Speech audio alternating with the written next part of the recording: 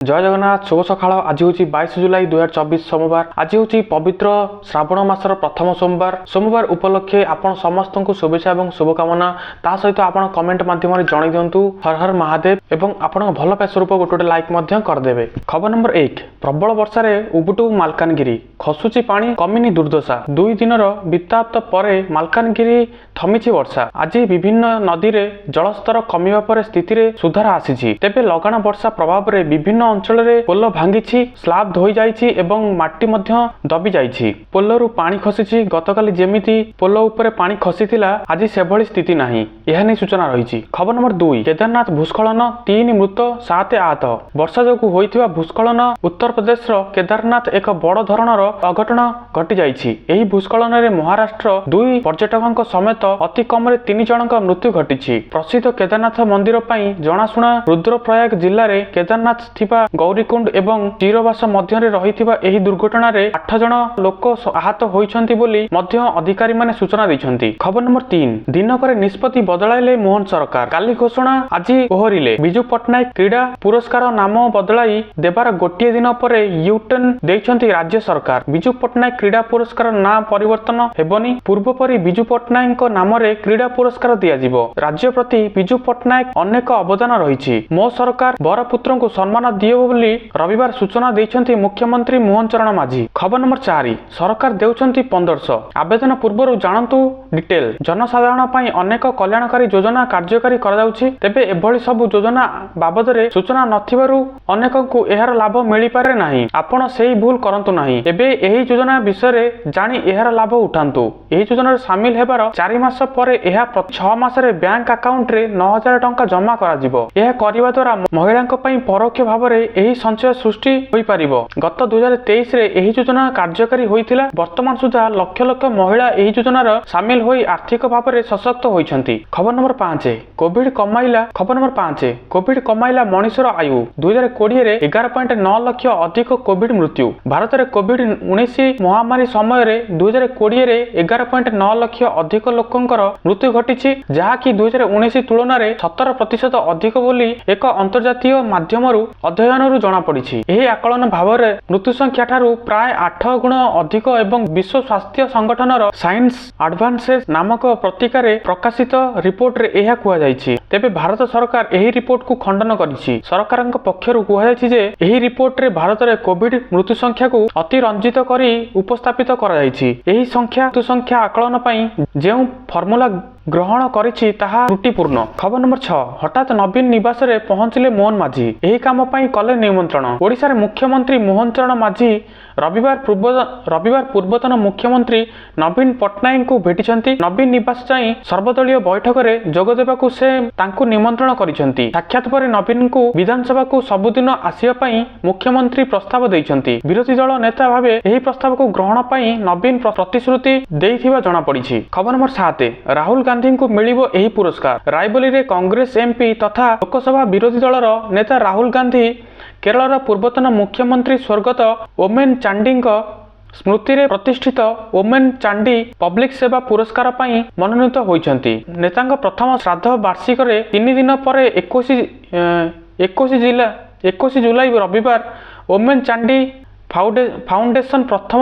Women Chandy लोकसेवा पुरस्कार घोषणा करिछि। खबर नंबर 8। मंगला ही भारतर अस्तित्व को सुरक्षित करि पारिबो। तृणमूल कांग्रेस नेत्री तथा पश्चिम बंगर मुख्यमंत्री ममता बनर्जी कोलकाता रे शहीद दिवस समावेश को रविवार संबोधित करिसेंति। ममता बांग्लादेश रे चलिथिबा हिंसा समय रे उल्लेख करिसेंति, बांग्लादेश रो सांबादिक परिस्थिति आमको उत्तेजित करिवा उचित नुहे। मु आपनकू ग्यारंटी देउछि जे बांग्लादेश रे फसी रही बंगला बासिंदा को सुरक्षित भावे बाहर को आनिया पई टीएमसी सरकार संपूर्ण आत्मविश्वासी। खबर नंबर 9। भारतीय बजेट रोचक इतिहास। केमिति थिला बजेट, किए करिथिले उपस्थापन। 2024-25 आर्थिक वर्ष पई केंद्रीय बजेट 2024 जुलाई 23 तारिखर उपस्थापित हेबो। लगातार सप्तम थर बजेट उपस्थापन करिबारे देशर प्रथम अर्थमंत्री हेबे निर्मला सीतारमण।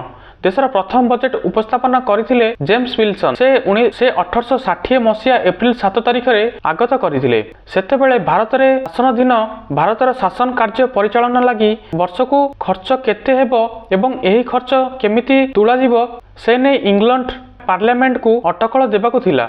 आउ एही अटकल प्रस्तुत करबा दायित्व पड़िथिला विलियमसन को उपरे। खबर नंबर 10 एणिकी जांच हेबो स्कूल बस खिलाफ थिले कड़ा कार्यानुष्ठान। एणिकी स्कूल बस रे नियमित जांच हेबो। स्कूल बस रे अग्नि निरापत्ता नियम पालन को सुनिश्चित करबा दिगरे राज्य परिवहन प्राधिकरण पक्षरु निर्देशनामा जारी कराइछि। बस भितरे अग्नि निरापत्ता नियम ठीक भाव में पालन कराଯାଇଛି कि नहीं ताहा जांच हेबो। एथिरे खिलाफ हेले दृढ़ कार्यानुष्ठान ग्रहण कराजियो बोली परिवहन कमिशनर अमिताभ ठाकुर सूचना दैछंती। सबु आरटीओ को चिठी लिखि निर्देश दैछंती परिवहन कमिशनर। खबर नंबर 11 लगाण वर्षा रे भुसुड़िला राइस मिल गोदाम घर। लघुचाप जोगु राज्य में लगाण वर्षा लगी रही। एही परिप्रेक्षी रे नवरंगपुर जिले में प्रबल वर्षा होईछि। वर्षा जोगु नवरंगपुर बस स्टैंड निकट रे थिबा एक राइस मिल गोदाम घर रविवार भुसुड़ी पड़ी। हेले गोदाम घरे नियोजित कर्मचारी गोदाम दुई महला रही सूचना रही। खबर नंबर 12 माओवादी शिविर ध्वंस विपुल सामग्री जबत। छत्तीसगढ़ कोंडगांव अंचल में रविवार जवान माने माओवादी शिविर ध्वंस करने सह विपुल परिमाण में विस्फोरक सामग्री जबत करिसेंती। छत्तीसगढ़ बस्तर जिले में सुरक्षा बाहिनी द्वारा ऑपरेशन करने बेले स्थानीय पुलिस और एसटीएफ एवं टीआरजी जवान द्वारा कोंडिया अंचल कुदावाई जंगल में जवान माने तलाशी करुथिले एहानी सूचना रही। खबर नंबर 13 10 आसन रे उपनिर्वाचन एनडीए मध्य कड़ा मुकाबिला। उत्तर प्रदेश रे 10टी विधानसभा आसन रे उपनिर्वाचन हेबाकू जाउछि। राज्य अनुष्ठित लोकसभा निर्वाचन रे भल प्रदर्शन जोगु समाजवादी पार्टी कांग्रेस अधिक आशा करुछि। एथिसहित भारतीय जनता पार्टी प्रत्यावर्तन करिवार आह्वान सम्मुखीन होइछि। उपनिर्वाचन हेबाकू थिबा 10टी आसन रे राजनैतिक समीकरण को जदि देखिबो कड़ा प्रतियोगिता रही। कारण 2022 विधानसभा निर्वाचन रे एही 10टी सीट मध्यरु 5टी रे एसपी और 5टी रे एनडीए कब्जा करिथिला संबोधित करथिले। एही समय से दाबी करथिले जे महाराष्ट्र विधानसभा निर्वाचन में भाजपार सबुठारु बड़ विजय हासिल करिवो एहानी सूचना रही। खबर नंबर 14 एसबीआई रे पूर्ण हेबो ऑफिसर पदवी। 15,000 रु अधिक पदवी पाई चली आवेदन। भारत में साधारण बैंक चाकरी को सम्मान सहित निया जाए। यह जदि state bank of India SBI हुए तेबे खुशी कहले न सरे। आपण जदि एसबीआई रे चाकरी करिवार स्वप्न देखुछंती तेबे सुजोग हाथ मुठारे। एने एसबीआई एक विज्ञप्ति प्रकाश करिछि। एही नियुक्ति माध्यम रे एसबीआई रे स्पेशलिस्ट ऑफिसर एसओ पदवी पूर्ण हेबो। एने ऑनलाइन माध्यम रे आवेदन करबाकू पड़िबो। एने उभय पुरुष और महिला आवेदन करि परिबे। वैषयिक क्षेत्र रे क्रीड़ा थिबा पिला एहार सुजोग नहीं पारिबे। एही नियुक्ति माध्यम रे 10,000 रु अधिक पदवी पूर्ण हेबो। योग्य और आग्रही प्रार्थी माने भारतीय एसबीआई रो ऑफिशियल वेबसाइट sbi.co.in को जाई आवेदन करि परिबे। खबर नंबर 15 2050 सुधा 2 गुणा होइजिवो वयस्कଙ୍କ संख्या। आसिला चमकाइला भली तथ्य। मिलित जातिसंघर जनसंख्या पांठीर भारत यूनिट एफए इंडिया मुख्य आंड्रिया वोजनार कहते जे 2050 सुधा भारत में वृद्ध संख्यार 2 गुणा हेबार संभावना रही। देश में स्वास्थ्य सेवा गृह एवं पेंशन अधिक पुंजी विनियोग करिवार आवश्यकता रही। विशेषकर वयस्क महिला माने जो माने एकाकी रही दारिद्र्यता सम्मुखीन हेबार संभावना अधिक। खबर नंबर 16 श्रावणर प्रथम सोमवार महादेवଙ୍କ ठारे जल लागि करिवे काउंडिया। आज होउची श्रावणर प्रथम सोमवार। महादेवଙ୍କ ठारे जल लागि पई विभिन्न नदी पठा माननकु जल पठाउछंती काउंडिया। शैवपीठ माननकरे बोलबम भक्तଙ୍କ पई स्वतंत्र व्यवस्था करा जाउची। खबर नंबर 17 श्रावणर प्रथम सोमवार महादेवଙ୍କ ठारे जल लागि करिवे काउंडिया। आज होउची श्रावणर प्रथम सोमवार। महादेवଙ୍କ ठारे जल लागि पई विभिन्न नदीपीठ मान जल उठाउछंती काउंडिया। शैवपीठ मानकरे बोलबम भक्तଙ୍କ पई स्वतंत्र व्यवस्था करा जायछि। हर हर बम बोलबम शिवध्वनि रे प्रतिकंप हेलाणी गगन पवन। आजिठु आरंभ होईछि श्रावण मास।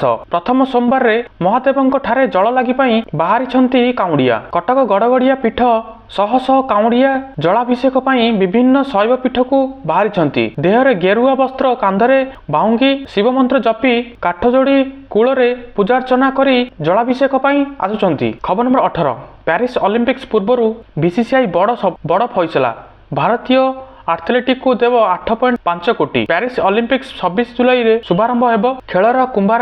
ଖେଳର ମହାକୁମ୍ଭରେ ଲଢ଼େଇ ମୋଟ 10,000 ପ୍ରତିଯୋଗୀ। ଭାରତ ମଧ୍ୟ ଏଥିରେ ଭାଗ ନେଇ ସାରା ବିଶ୍ୱରେ ନିଜର ଲହରାଇବା ପାଇଁ ପ୍ରସ୍ତୁତି। ଦିନ କେଇଟା ପରେ ଜଣାପଡ଼ିବ ଭାରତୀୟ କିଏ ହେବ ସ୍ୱର୍ଣ୍ଣ ବିଜେତା, କାହାକୁ ମିଳିବ ରୌପ୍ୟ ଓ କିଏ ସନ୍ତୁଷ୍ଟ ରହିବ କାଂସ୍ୟରେ। ପ୍ୟାରିସ୍ ଅଲିମ୍ପିକ୍ସ ଆରମ୍ଭ ହେବାର କେତେ ଦିନ ପୂର୍ବରୁ ବିସିସିଆଇ ମାନେ ଭାରତୀୟ କ୍ରିକେଟ ପରିଷଦ ଏକ ବଡ଼ ଘୋଷଣା କରିଛି। ବିସିସିଆଇ ସଚିବ ଜୟ ଶାହା ଭାରତୀୟ ଆଥଲେଟିକ୍ଙ୍କ ସାହାଯ୍ୟ ଓ ସହଯୋଗ ପାଇଁ ପ୍ରାୟ 8.5 କୋଟି ଦେବାକୁ ଘୋଷଣା କରିଛନ୍ତି। ବୋର୍ଡ ଏହି ରାଶି ଇଣ୍ଡିଆନ୍ ଅଲିମ୍ପିକ୍ସ ଆସୋସିଏସନକୁ ପ୍ରଦାନ କରିବ। ଜୟ ଶାହା ସୋସିଆଲ ମିଡିଆରେ ଏହା ଜଣାଇଛନ୍ତି। ଖବର ନମ୍ବର 19। ଆଜିଠୁ ମୋହନ ସରକାରଙ୍କ ପ୍ରଥମ ବଜେଟ୍ ଅଧିବେଶନ, ସରକାରଙ୍କୁ ଘେରିବାକୁ ବିରୋଧୀ ରଣନୀତି। ସପ୍ତଦଶ ବିଧାନସଭାର ପ୍ରଥମ ଅଧିବେଶନ।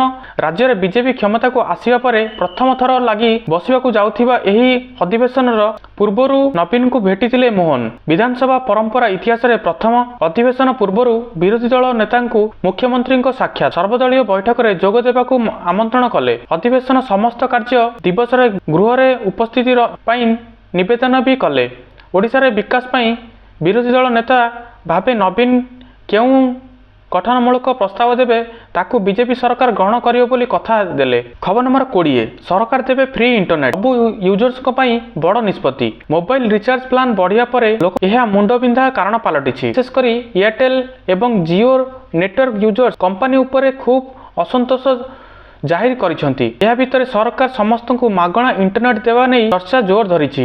ପ୍ରତ୍ୟେକ ନାଗରିକଙ୍କୁ ମାଗଣା ଇଣ୍ଟରନେଟ୍ର ଅଧିକ ଏକ ମହତ ଉଦ୍ଦେଶ୍ୟରେ ଏହି ପଦକ୍ଷେପ ନିଆଯାଇଛି। ପଛୁଆ ସ୍ଥାନ ଗୁଡ଼ିକରେ ସୁବିଧା ସୁଯୋଗ ପହଞ୍ଚାଇବା ଏହି ପ୍ରସ୍ତାବର ମୂଳ ଲକ୍ଷ୍ୟ ବୋଲି କୁହାଯାଇଛି। ତ ଦର୍ଶକ ବନ୍ଧୁ, ଏହି ଥିଲା 20ଟି ନ୍ୟୁଜ୍। ପ୍ରତ୍ୟେକ ଦିନ ସକାଳୁ ସକାଳୁ ଏଇଭଳି ନ୍ୟୁଜ୍ ଦେଖିବା ପାଇଁ ଚ୍ୟାନେଲଟିକୁ ନିହାତି ଭାବରେ ସବସ୍କ୍ରାଇବ୍ କରିଦିଅନ୍ତୁ ଏବଂ କମେଣ୍ଟ ମାଧ୍ୟମରେ ଜଣାଇ ଦିଅନ୍ତୁ। ଜୟ ଜଗନ୍ନାଥ, ଜୟ ହିନ୍ଦ ଏବଂ ବୋଲ ବମ୍, ହର ହର ବମ୍।